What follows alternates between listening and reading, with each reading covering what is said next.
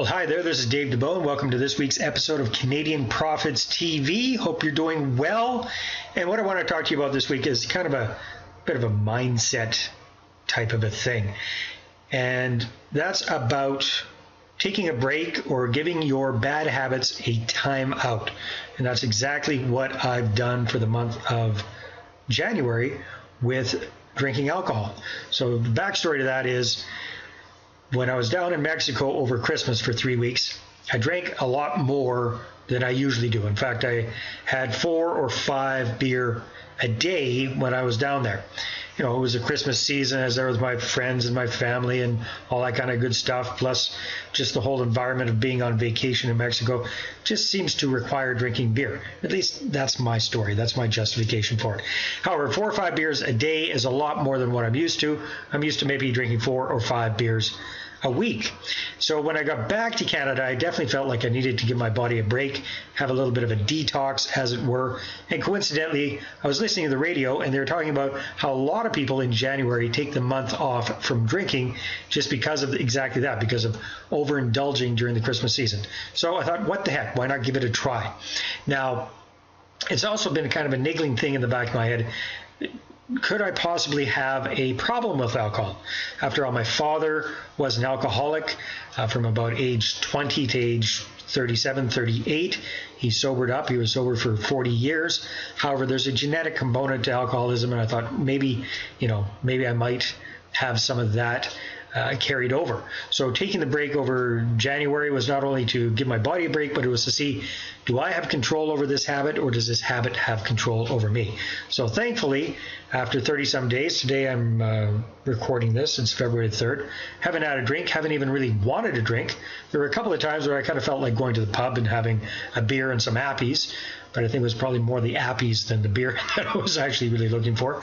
And you know what, it's not like I'm going to stop drinking forever, but now I know that I definitely am the one that's in charge of that little bad habit that I like to partake in, which is drinking beer or having a drink from time to time. So it got me thinking about something I read or I heard from Darren Hardy, who is the publisher of Success Magazine. And he talks about how every few months he takes a look at some of his little indulgences or little bad habits that he likes to do, you know, like drinking coffee or having wine or eating chocolates or whatever the heck it is in his case. And every few months, he just likes to check in and see if he's the one in control or if the habit has a bit of a control over him. So he takes a month off of whatever that particular habit is. So being the control freak that I am, I kind of like that idea. And I like seeing, do I have control over my habits, or do my habits have control over me?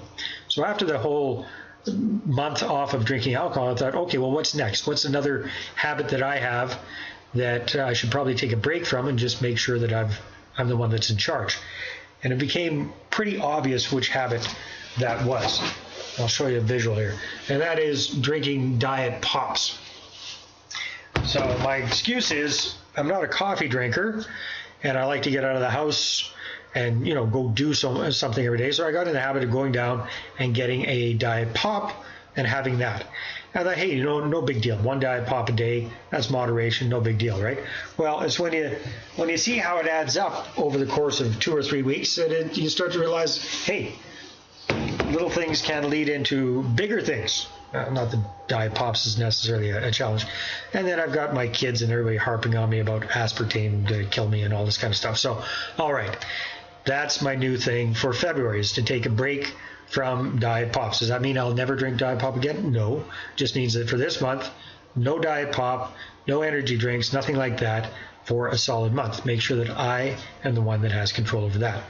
And then in the future, it's going to be, you know, playing free cell on the cell phone. So that I like to do probably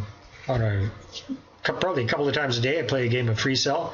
So is that a habit that I've got control over, or is that a crutch that's kind of got control over me? So those are a couple of the different things I'm going to be testing for myself. Now, does that mean you have to run out and do that yourself? No, not necessarily. However, I have found it to be an interesting exercise.